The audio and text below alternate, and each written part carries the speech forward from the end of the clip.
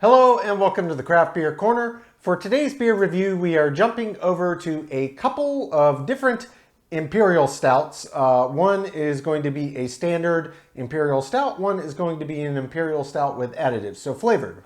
Both of these are from brewers I have never had beers from prior. The first one we're going to be starting with today is just the standard Imperial Stout. This is by Grimm Artisinal Ales. This is double negative, 10% ABV on this one. They're based in Brooklyn, New York. Moving on to number two, another brewer I've never had one from. This is White Elm Brewing Company's Flaffalufagus.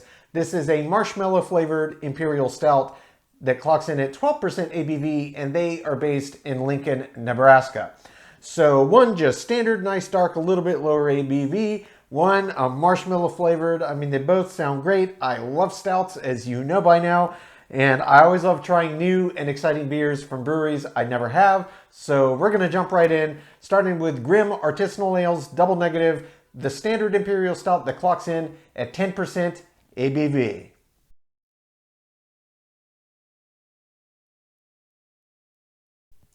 Okay, so jumping right into the first beer of today's Imperial Stout review, we have got Grimm Artisinal Ales Double Negative. This is the standard, non-flavored, no additives Imperial Stout of the bunch. It's been a while since I've done just a plain stout. 10% ABV on this one. They're based in Brooklyn, New York. First beer I've ever had by Grimm, and this one does have some nice kind of feathers in its cap. 2015 Great American Beer Festival gold medal winner, and it won the silver the year prior in 2014. So I'm kind of anticipating this is going to be a very special, no additive Imperial Stout, and I'm very much looking forward to getting into this. So starting with the label art here, it's got what looks like, I don't even know the best way to describe it. It's got a couple of kind of cloaked individuals walking down opposing staircases. That's what it looks like on the label. Not sure the significance of that, but I like it. So let's get this cracked. And we will get this poured right into the old stout glass here. Oh yeah, that's very, very dark, quite thick. I can hear it glugging away. Slow down the pour, give that head some room to expand. So, first thing I can say, as you maybe would come to expect by now, it's an Imperial Stout. It's positively pitch black. You're not seeing light through that at all. It is pitch black. In terms of how it formed a head, I would best describe this as how a Guinness forms a head. Obviously, this is not on a nitro, but it is so thick and dense and lush. I'm sure that I can just scoop that up. Yeah, absolutely. There's no nitro widget here. That's just pure beer. Exactly how it came out. I mean, it doesn't get much better than this for poured at home. No tap needed. Just get the beer and it's going to do the work for you. It looks fantastic. So let's give it a sniff. Okay, so it's probably due in a good part to how thick and dense and lush this foam is on top, but getting right over, it doesn't have a super pronounced aroma. What I am detecting smells very classic stout, and it smells like it has very roasty backs. There's a slight sweetness to it. There's some kind of chocolate and coffee undertones to it, and there's a nice roasty back to it. So it smells like it's got a good kind of classic stout backbone to it here, and I'm expecting very nice things. So this is going to make a mess of my beard, but I'm not going to wait on that to settle further. We're just going to dive right in for a proper sip.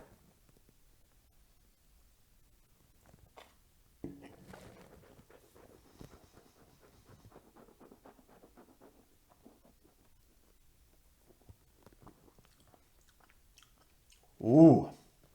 Oh, that's very, very, very nice. Very nice. Okay. So yeah, this is very much just a wonderfully executed classic stout. Imperial. There's nothing in here that's throwing me for a super crazy curveball at all. It's very much what I was hoping it would be and what I anticipated it would be, being that it has no additives. But what I'm being left with here is just how stinking well done it is. I do, on first sip, fully understand how and why this won those awards, because this is a truly, truly, truly well done stout. No gimmicks, no trickery here, just a well brewed stout. Everything that I could pick up in the aroma, that slight sweetness, the very roasty undertone of the malts, a little chocolatey back to it, a little coffee back to it, that is all 100% present and translated into the flavor. So very much a classic stout in that manner. This one comes on a little sweet up front. It's not a milk stout, but there is that sweetness you could pick up on the aroma. That comes up front, and that's really where I'm getting the bulk of the chocolate overtones that are coming through in the flavor.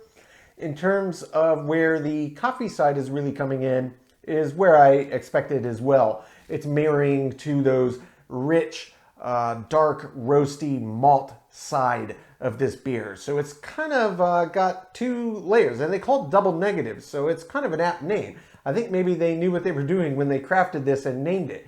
You know, it's got this dichotomous relationship where there's this chocolatey sweetness pairing with this coffee roastiness, and the two just meet and it's perfectly evenly matched. It's 50-50. This slight chocolatey sweeter side to the malt, and then this roasty coffee side of the malt, and it's just beautiful. This is just a marvelous, marvelous stout. This is a stout drinker's stout. No question about it. Anybody that's a fan of a classic, no fuss, no nonsense stout would absolutely love this. I'm going to jump in for another sip here, explore the body and the mouthfeel, think of this flavor development a bit more in this finish. It's very, very enjoyable.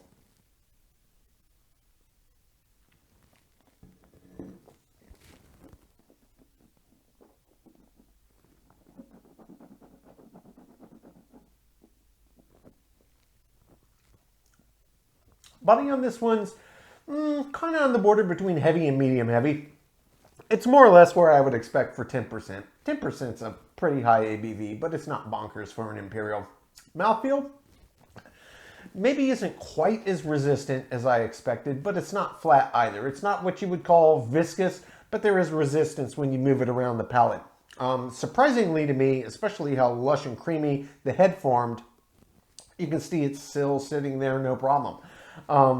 When you agitate around the palate, it does not get super thick and start to cream and foam up and get silky. It just really coats the palate with all these flavors. I can tell you on each subsequent sip, the flavors do absolutely intensify. They absolutely intensify to the point where, honestly, the balance on it, I would say, is a little bit more skewed towards that roasty side than that kind of sweeter malt side that it's clearly got mixed in here. But it just tastes fantastic. This is just a wonderfully, wonderfully, wonderfully executed stout. It's been a while since I've had just a no gimmick, no trickery, no nonsense stout, just a plain stout. And this one, yeah, it's just well done.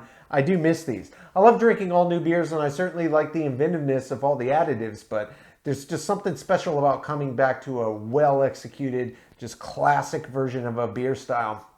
It always just takes me back to the reason that I fell in love with craft beer in the first place.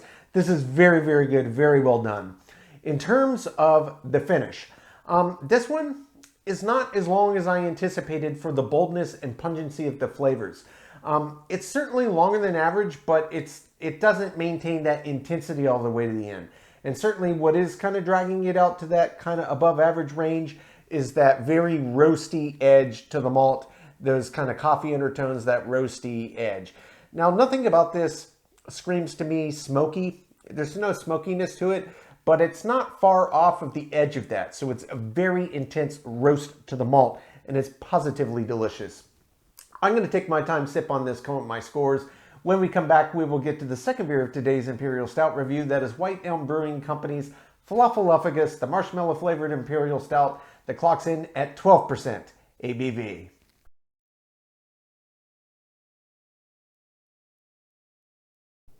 Okay, now jumping into the second beer of today's Imperial Stout review, we've got the flavored one of the bunch. This is White Elm Brewing's Flaffalufagus. It's a marshmallow flavored Imperial Stout that clocks in at 12% ABV. They're based in Lincoln, Nebraska. First beer I've ever had by this brewer, and honestly, a marshmallow Imperial Stout. It just sounds like it's going to be awesome.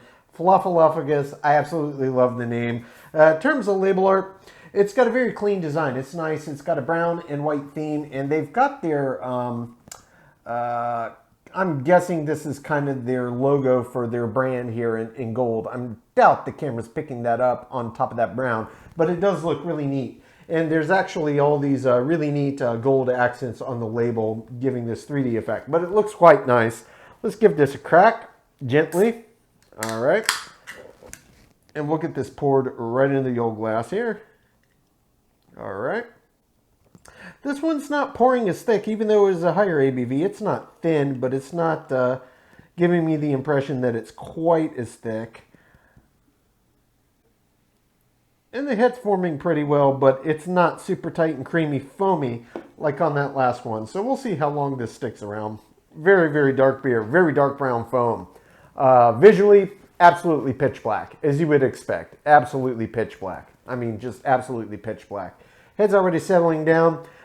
You may or may not be able to tell in the camera, but there is a ton of active carbonation. You could guess from the head, but I can see it moving up here very, very rapidly. It's very, very active in terms of carbonation. Very fine bubbles for the most part, but it totally collapsed that head already. So we're not going to get much retention at all. But nonetheless, let's give it a sniff. Wow! That has a huge aroma. It really does smell like marshmallow in beer form. I mean, that just smells like you just cracked open a fresh bag of marshmallows, like you're getting ready to make Rice Krispie treats. It smells absolutely fantastic. Very sweet. Wow. Wow, that smells great. Okay, let's do it. They said it's marshmallow with other flavors, so maybe it's got lactose. It could be a milk stout. I'm about to find out, but let's dive in.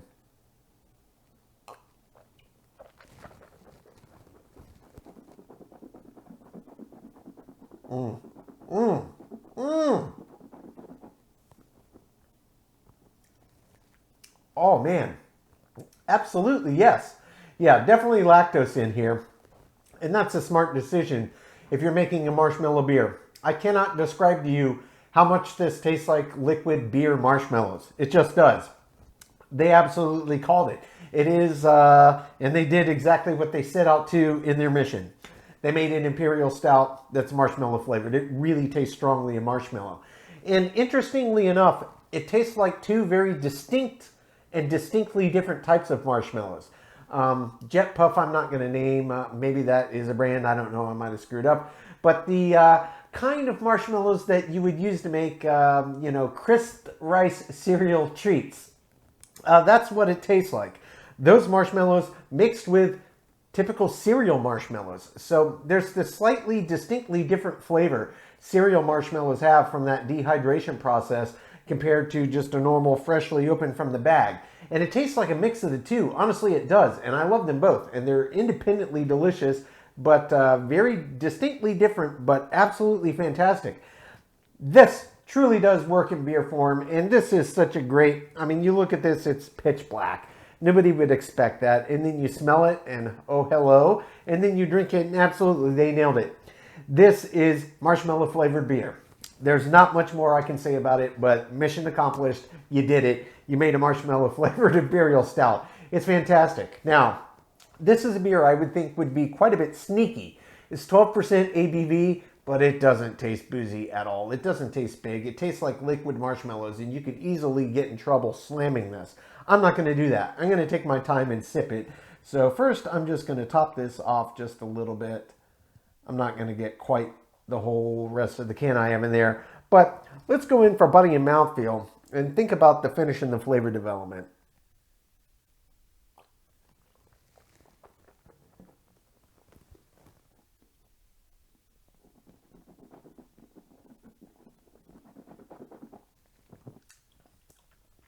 This has a solid medium This has a solid medium heavy body. Mouthfeel, there's quite a bit of resistance to it. It's another one I wouldn't term viscous, but it's got definite resistance. And the body and the mouthfeel feel like they're on perfectly even parity. They absolutely match. So it's completely symbiotic in the way that the breadth of the beer feels in tandem with the mouthfeel's viscosity or resistance. It's really quite nice. In terms of what happens when you agitate around the palate, nothing much so to speak. It just coats the palate. This isn't one that gets really lush, creamy, silky, or foamy, none of that. It just coats the palate. In terms of the finish, this beer actually has an impressively long finish for kind of a candy flavored stout. It really does. That marshmallow flavor and some underlying roastiness from the malts is what's lingering on the back. And that roasty edge of the malts, it really only makes itself present on the very end with the finish side of things. It's not present up front. It's very sweet. It's very marshmallow forward. It tastes very much like liquid marshmallows, even though it's jet black. But all of the underlying characteristics and traits of this malt bill, they all come on the back on this very, very long finish. It's just full of marshmallow with underlying just roasty undertones. It is absolutely delicious. If you like marshmallows, or cereal marshmallows, or both, you're absolutely going to love this one. No question about it. Really, in terms of balance, you know, being that it is what it is, I think maybe if they let the malt bill come through any more clearly than it did, it would throw off that whole marshmallow aspect. So I think even though there's not much malt bill, so to speak, which I would normally want in a beer, in this specific beer, because of how it's flavored, I'm a fan of how they balanced it. I think they made the right decision here. Let the additive ingredient do its thing, because that's really, truly at day's end, I think, what this beer is all about and what they were trying to do. And if I'm right, then job well done, White Elm Brewing Company. This is fantastic. I'm going to take my time, sip on this, come up with my scores. When we come back, we will get both beers ranked from top to bottom.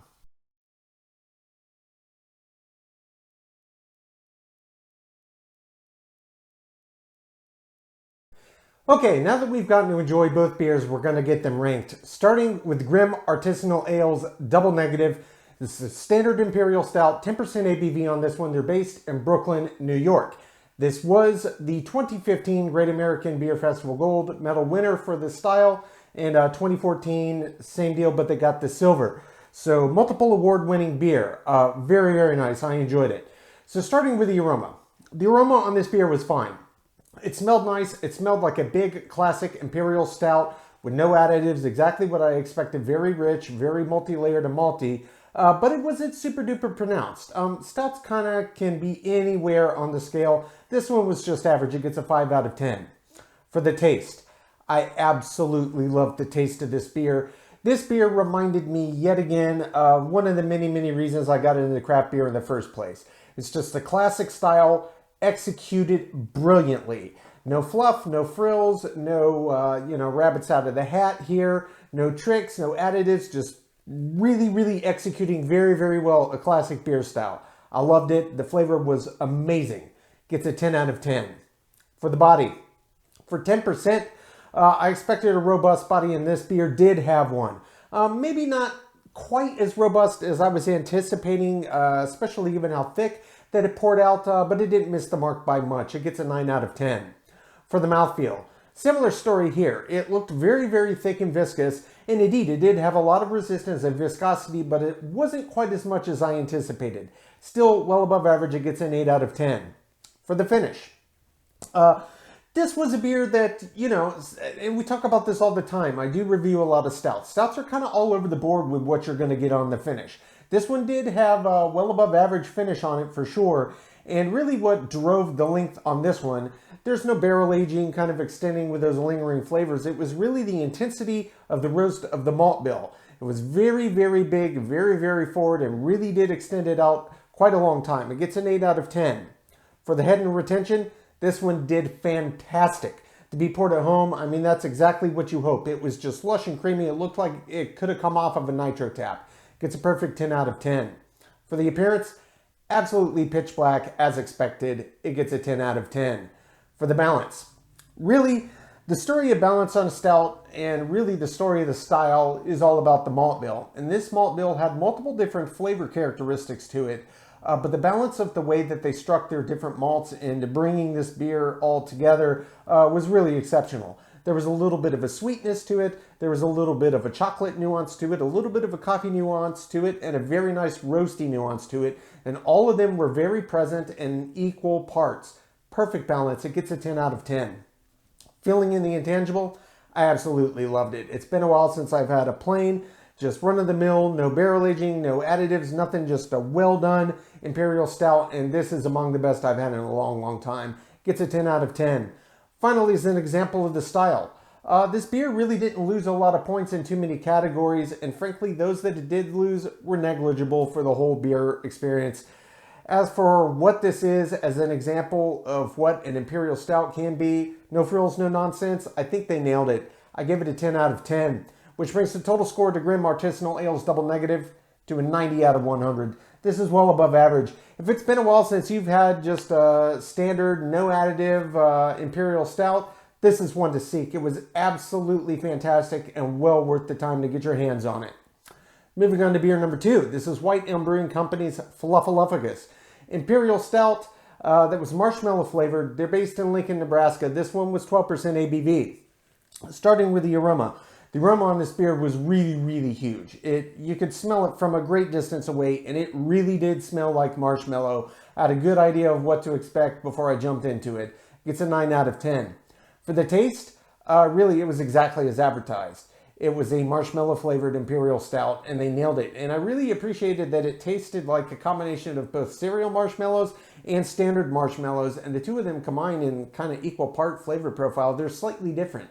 They're distinctly different, but even though they're both marshmallows, I really, really liked it. It added just a little extra layer of depth for me. I give it a 10 out of 10. For the body, just as with the first beer, I really did expect it to be more robust than it was. It did pour out thick, and this is even in higher ABV, and it was above average, but maybe not quite as large as I personally anticipated. It gets an 8 out of 10. Mouthfeel, similar story. I expected it to be viscous. It did pour out very, very thick. And while the body and the mouthfeel did go hand in hand, it wasn't maybe quite as viscous and resistant as I anticipated. Mouthfeel also gets an 8 out of 10. For the finish on this beer was quite a bit longer than I expected, I'll be honest. It was a big, bold beer. It was very flavorful, but stouts you never really know. And on the sweeter end of things, you never really know what to expect. Without barrel aging, it's just really, really nice roasty edge to the malt that comes through. You don't expect it to go out a very long time, but this one did. Well above average. It gets a 9 out of 10. For the head and retention, this beer did not really do a great job at forming a head or retaining it all. It kind of sort of did, but it was gone very, very quickly. It only gets a 2 out of 10 here. For the appearance, as expected, absolutely pitch black. It gets a 10 out of 10.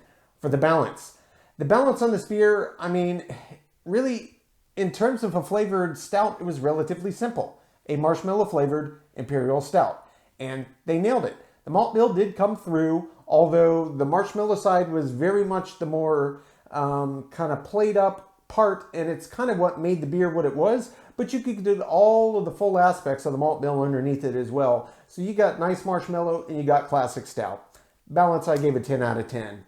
Feeling in the intangible, I really did enjoy this one. Sometimes flavored beers can be a little over the top. This one, marshmallow, I was kind of expecting sweetness overload, but it really, really wasn't. I think that they met the mission to make a marshmallow flavored Imperial Stout. I have nothing that I could say negatively about it in that regard. I personally loved it. I gave it a 10 out of 10. Finally, is an example of the style.